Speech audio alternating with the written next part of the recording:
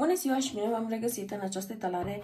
Vom vedea ce intenții are persoana voastră de interes față de voi. Țineți cont că aceasta este o etalare generală, așadar nu se poate potrivi cu toată lumea și luați din această etalare doar ceea ce vi se potrivește, lăsați restul. Dacă aveți nevoie de o etalare personală, găsiți numărul meu de WhatsApp în descrierea acestui videoclip. Și vom vedea. În primul rând, cine este persoana voastră de interes? Și vom avea cartea care descrie persoana ca fiind un 7 de bâte. Aici avem de-a face cu o persoană care nu se teme să-și impună limitele. Numai că această persoană are tendința de a duce acest lucru la extrem și chiar are tendința de a respinge destul de ușor oamenii. Este o persoană care poate să fie destul de sensibilă, dar nu lasă să se vadă asta la exterior, deoarece această persoană poate să pară foarte cumva închisă, foarte rece, foarte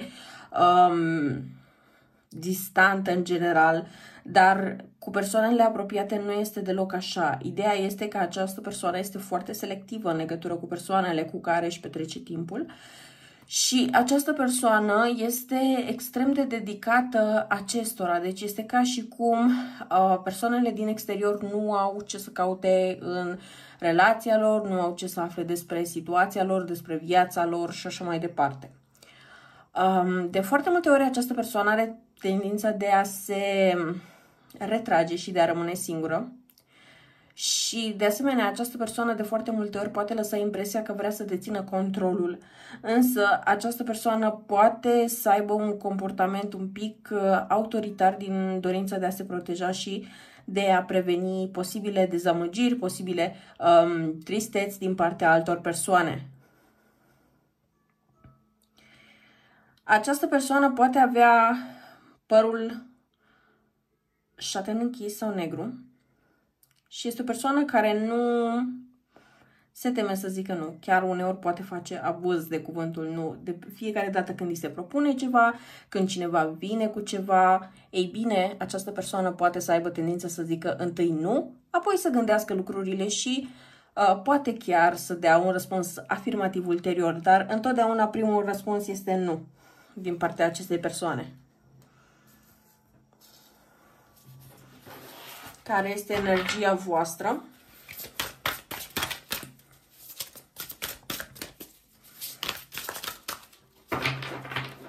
Aici s-au întors niște cărți în pachet.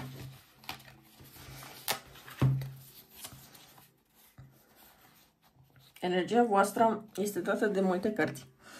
Avem un as de pentagrame, avem moarte, avem 10 de cupe și 3 de pentagrame.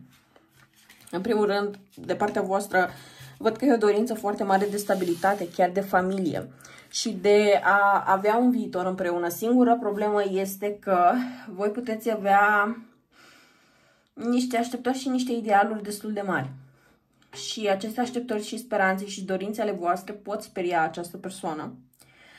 În sensul în care ceea ce vă închipuiți voi, cel puțin în acest moment, nu este ceva realizabil pentru persoana voastră. Deci să zicem că voi probabil vreți o familie, un copil, ceva de această natură. Ei bine, această persoană nu prea se poate vedea în ipostaza de părinte, de exemplu. Și poate avea preconcepții în legătură cu faptul că nu va fi un părinte suficient de bun. Și atunci această persoană ce preferă să zică? Întâi de toate, nu. Înainte să vadă exact cum ar fi de fapt situația, cum s-ar putea descurca, înainte să evalueze corect toată această situație, întâi preferă să spună nu, să respingă vehement tot ceea ce propuneți voi și să vă țină la distanță. Având moartea și un 7 de bâte, zice că între voi este o problemă de comunicare în această perioadă și consider că este nevoie de foarte mari transformări pentru ca această conexiune să mai poată fi reluată. Dacă vreți să continuați cu această conexiune, există posibilitatea, dar este foarte greu de a ajunge la un consens. Dar dacă nu vreți, ei bine, aici situația îmi pare deja întreruptă Și oricum din toată situația asta îmi pare că este mult mai ușor pentru ambele persoane să se rupă de tot de această conexiune decât să reconstruiască ceva. Acum depinde de fiecare ceea ce își dorește să aibă pe mai departe, dar cam asta aș vedea că este situația dintre voi.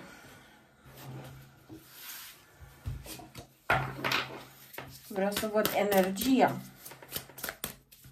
concretă între voi. 6 de săbii. Exact ce am spus, este mai ușor pentru fiecare să se rupă de această conexiune și aici consider că atât voi cât și persoana voastră faceți deja demersuri în acest sens. Aici poate să fie chiar o persoană care ia în considerare o mutare de domiciliu sau care chiar face această mutare de domiciliu, dar până la urmă fiecare pas este făcut aici ca fiecare din voi să își găsească echilibru și propriul drum în viață. Care sunt intențiile acestei persoane față de voi? Întrebarea mult așteptată.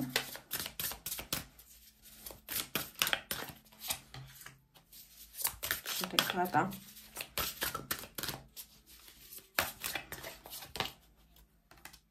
Îndrăgostiții.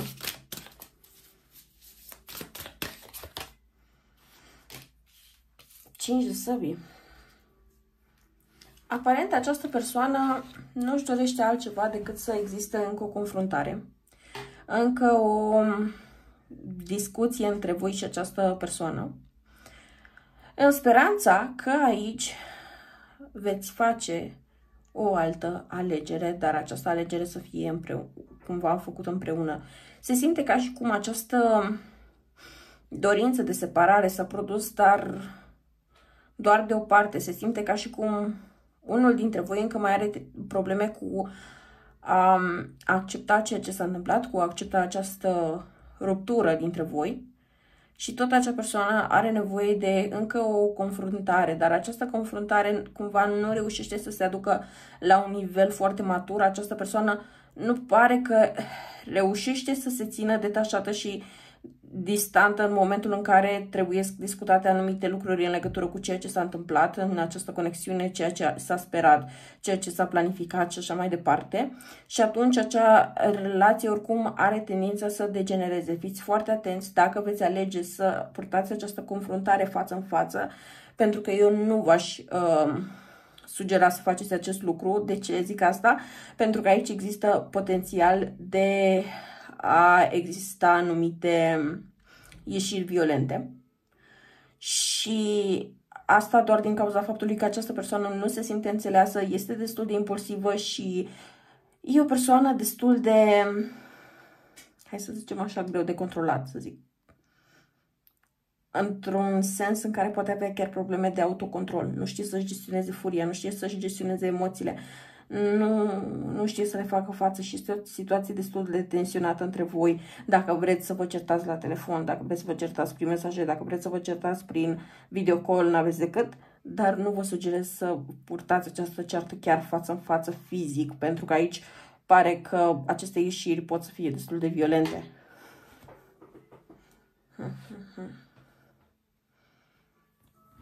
Ca și zodii, dacă sunteți persoane care vreți să vedeți zodii, să știți exact la ce să vă așteptați, dacă această etalare vi se potrivește sau nu, păi în primul rând avem zodii de foc, berbec, leu, săgetător, la persoana voastră și nu mi-apar alți indicatori. În schimb, la energia voastră am mai mulți indicatori de zodie care ar putea să fie așa. Taur, Fecioară, Capricorn, Gemeni și Scorpion.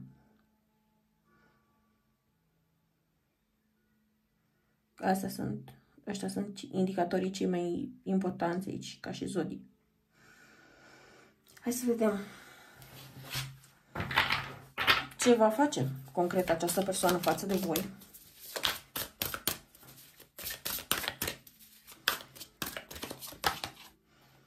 Această persoană vrea să facă tot ce este necesar pentru a iniția un nou început. Este o persoană destul de determinată, vă vrea înapoi, nu prea cunoaște să-i se spună cuvântul nu, știe doar să spună cuvântul nu, dar atenție foarte mare pentru că această persoană are o dorință de a face lucrurile doar după cum consideră.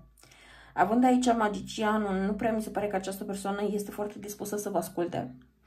Un pic de atenție pentru că această persoană poate să se simtă că,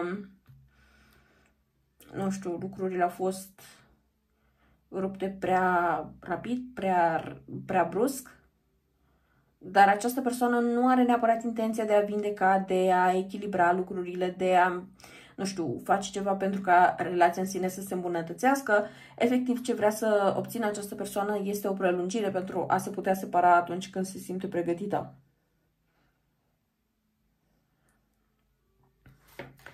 Hai să vedem dacă relația asta poate să fie salvată într-un fel. Împărăteasa, 4 de cute, Hierofantul și 9 de pentagrame. Asta e ciudat.